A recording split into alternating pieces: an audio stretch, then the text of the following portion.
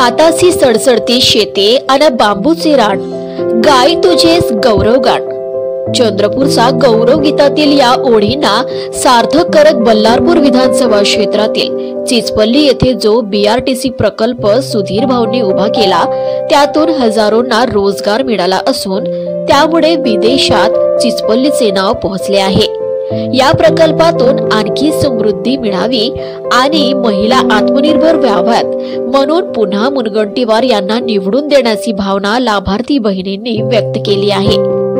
चिचपल्ली या गावाची ओळख विकासाचा मुख्य धारेत कुठेही नव्हती. दलित आणि आदिवासी बहुल असलेले हे गाव फक्त वन विभागाचा डेपो म्हणून माहित होते. सुधीर भाऊंमुळे या गावातील दलित नेतृत्वाला पंचायत समिती आणि जिल्हा परिषद स्थान मिळाले. मात्र एवढ्यावर समाधानी न राहता सुधीर भाऊंनी या गावाला साता समुद्रावर नेण्याची योजना आखली.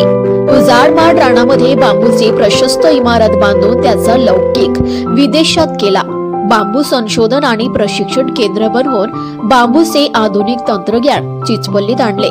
यासाठी स्थानिक आदिवासी आणि दलित बेरोजगार युवक तसेच महिलांना आसाम राज्यात नेऊन प्रशिक्षण दिले. याच प्रशिक्षित आदिवासी आणि दलित मुला-मुलींना 2014-15 पासून आजतागायत 2000 वर महिला मुली व युवकांना बांबूतून रोजगाराचे धडे दिले. हे काम अजूनही अव्याहत सुरू आहे. देशाची युवा पिढी स्वयंरोजगाराकडे वळावी असे पंतप्रधान नरेंद्र मोदी नेहमी म्हणतात. त्यासाठी त्यांनी अनेक पूरक योजना सुद्धा सुरू केल्या.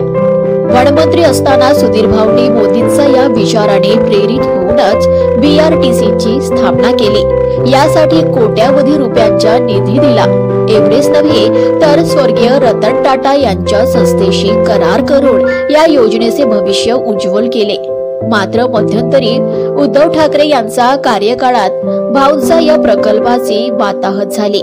त्यामुळे आता पुन्हा सुधीर भाऊंनी या प्रकल्पाची धुरा सांभाळावी आणि जोमाने विकास करावा म्हणून पुन्हा त्यांनाच या क्षेत्राचे प्रतिनिधित्व सोपण्याची भावना या प्रकल्पाचा लाभार्थी महिलांनी व्यक्त केली आहे.